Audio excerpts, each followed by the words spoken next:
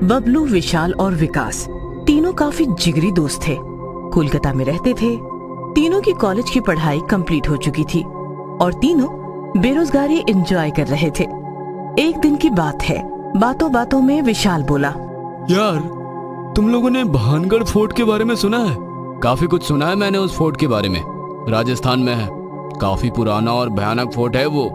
लोगों का कहना है कि वो भूतिया फोर्ट है, इसलिए शाम के बाद सूरज निकलने से पहले उस फोर्ट में जाना अलाउड नहीं है। तभी बबलू मुस्कुराते हुए बोला,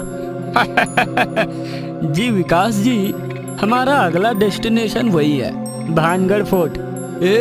मैं नहीं आऊंगा तुम लोगों के साथ। तुम लोग मुझे हर वक्त सताते रहते हो। वहाँ उस किले में कुछ सीरियस कर बैठोगे मेरे साथ? मैं नहीं आऊंगा तुम्हारे साथ। विकास को लगा कि वो मना कर देगा तो उसके दोनों दोस्त भी भानगढ़ की तरफ जाने का प्लान कैंसिल कर देंगे, लेकिन हुआ कुछ उल्टा। ठीक है, तुम्हें नहीं आना तो मत आओ, हम दोनों तो जरूर जाएंगे। ये सुनकर बेचारा विकास भी मान गया, क्योंकि वो अपने दोनों दोस्तों के बगैर अकेला नहीं रह सकता था।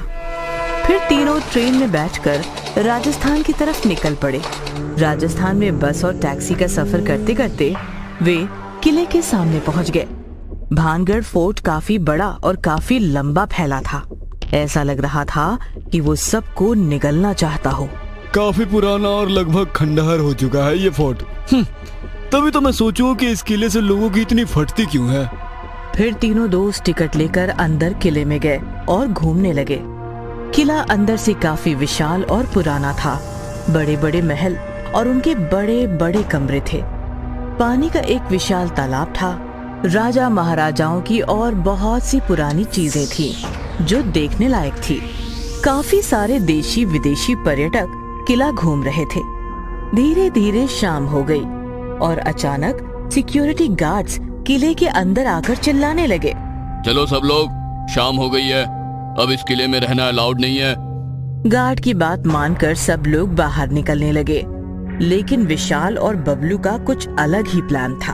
हम एक काम करते हैं, आज रात इसी किले में रुकते हैं और देखते हैं कि इस किले के बारे में जो जो बातें करते हैं लोग, वह सच में सच है या अफवाह। नहीं नहीं, मरना है क्या?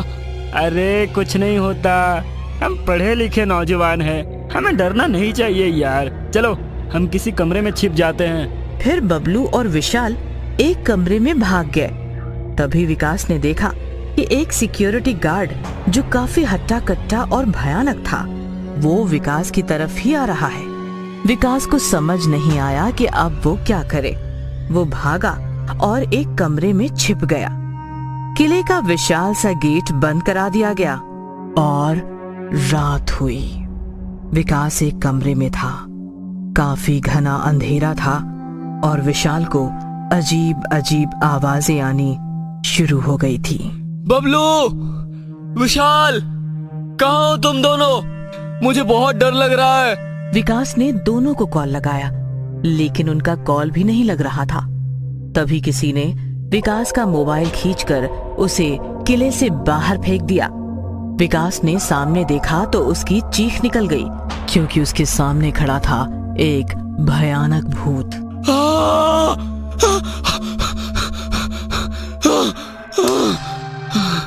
विकास डर के मारे किले में इधर उधर भागने लगा तो किले में इधर उधर बस भूत ही भूत मंडरा रहे थे।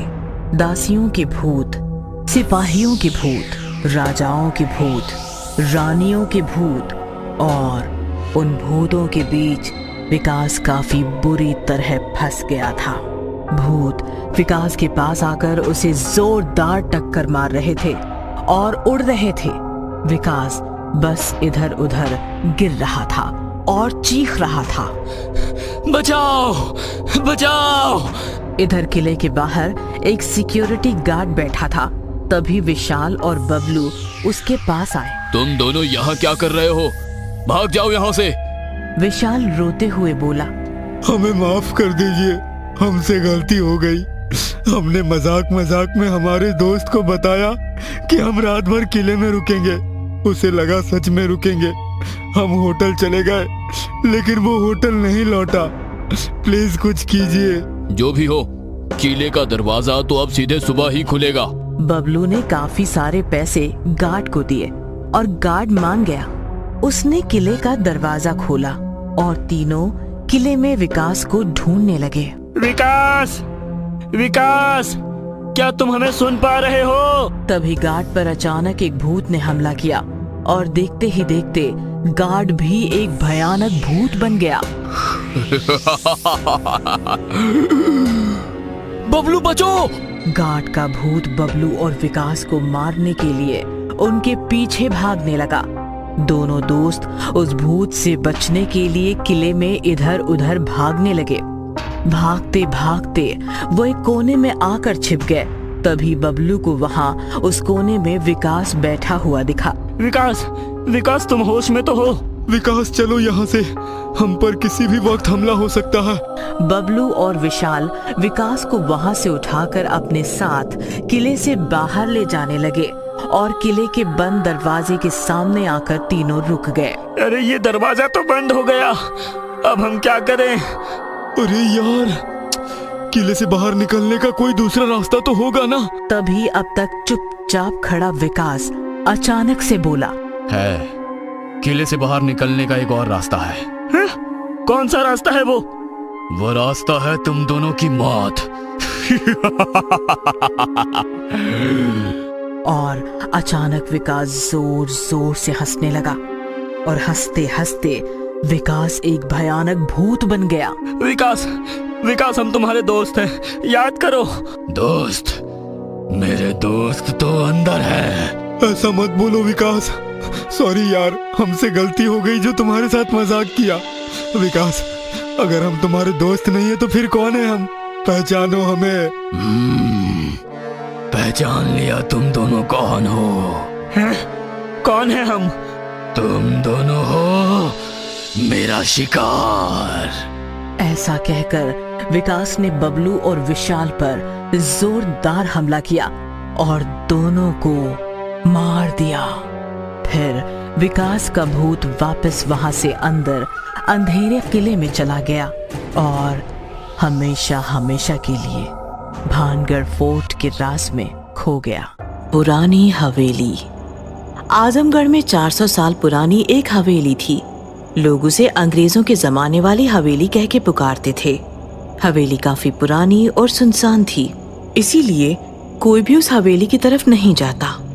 बस आजमगढ़ के नशेड़ी, गंजेड़ी और बेवड़े लोग उस हवेली में दिन रात पड़े रहते थे, हंगामा करते थे। राजू दादा, कोई अंग्रेज अधिकारी इस हवेली में अपनी आइटम लेकर आया था, सच था क्या? भाई बोतल कसम, मेरे दादा ने बताया था।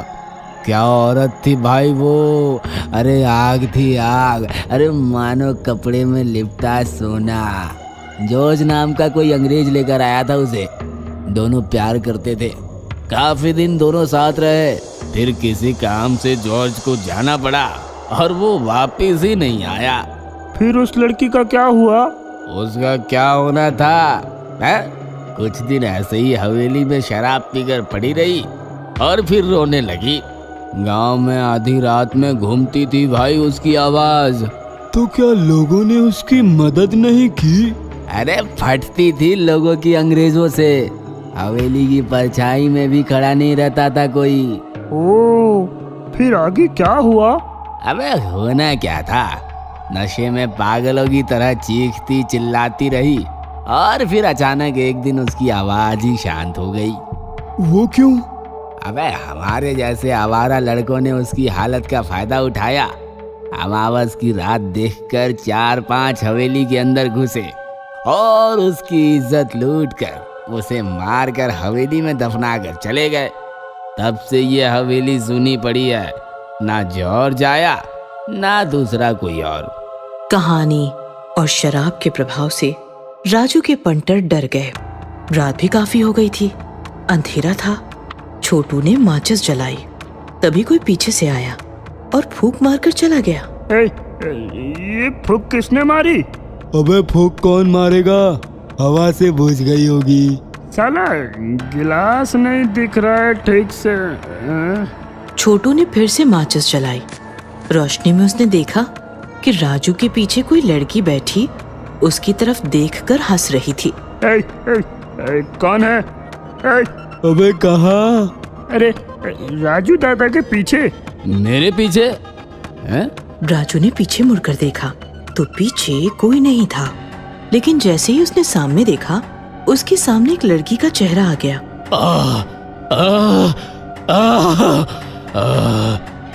राजू दादा क्या हुआ?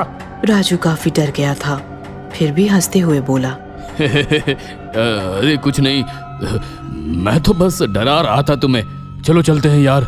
क्या हुआ राजू दादा? लगता है तुम दोनों को चढ़ गई है। ऐसा कहकर बंटी ने नीचे अपनी बोतल देखी तो बोतल वहाँ नहीं थी। अरे मेरी बोतल कहाँ है? अरे हमें क्या पता, बोतल संभाल नहीं पा रहा और बोलता है चढ़ी नहीं है। तभी बंटी ने देखा कि उसकी बोतल हवेली के दूसरे कमरे में रखी हुई है। क्या यार, क्यों खेल रहे हो मेरे साथ? वो देखो, बोतल उस कमरे में है। तो जाना लेकर आ। बंटी बोतल लेने के लिए दूसरे कमरे में आया।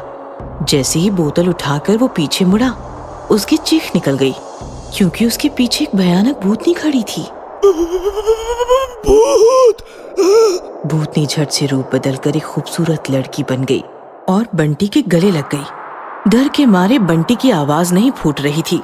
George, George darling, I love you. मैं जॉर्ज नहीं हूँ, छोड़ो मुझे। पता है तुम जॉर्ज नहीं हो, जॉर्ज तो तुम्हारे पीछे खड़ा है। बंटी ने पीछे मुड़कर देखा तो पीछे जॉर्ज का भयानक भूत खड़ा था। बंटी चीख पाता उससे पहले ही जॉर्ज का भूत बंटी के शरीर में घुस गया और बंटी लड़की की तरफ देखकर मुस्कुराया। लड़की भी मुस्कुराते हुए भयानक भूतनी बन गई और फिर गायब हो गई। इधर राजू और छोटू बंटी को पुकार रहे थे। ए बंटी आना, ए बंटी बोतल मिली क्या रे? ए बंटी। लगता है बंटी वही बोतल के साथ लुढ़क गया। तभी बंटी बोतल लेकर आया। उसकी आंखें, उसका रवैया, सब कुछ बदल चुका था। बैठ बंटी। बंटी, तू हमको पागल समझता है? हाँ क्या रे साला, मैंने तुमको ये कहानी क्या सुनाई, तुम लोग मुझे ही बनाने लगे। ये माचिस बुझाकर बोलता है किसने बुझाई, तू बोतल उधर रख कर आया और फिर बोलता है बोतल किसने छिपाई। सब नौटंकी है साला। राजू दादा, झिलमिल की इज्जत लूटकर उसे दफना दिया उन लोगों ने। उसी रात जॉर्ज लौट कर आया और उसने झिलमिल को हवेली में दफनाया हुआ पाया।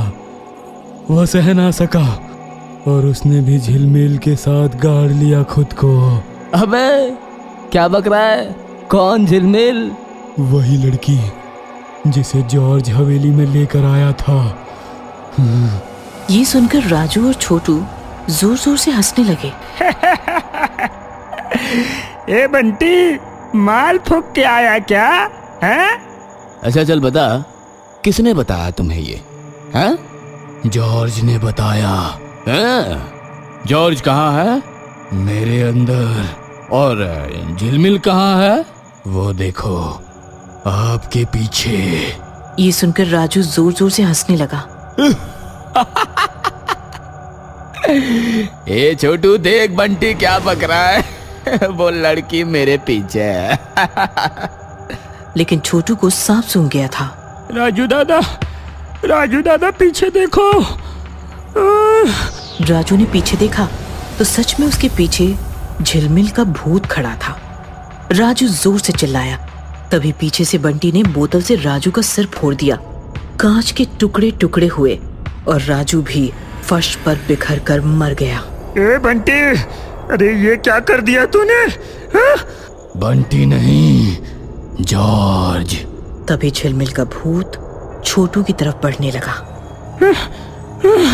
छोड़ो मुझे, मत मारो, मैं कभी नहीं आऊंगा यहाँ। छोड़ो। मैं तो चाहती हूँ तुम यहाँ से जाओ ही मत। मतलब? झिलमिल का भूत छोटू के शरीर में घुस गया और अचानक छोटू का रवैया बदल गया।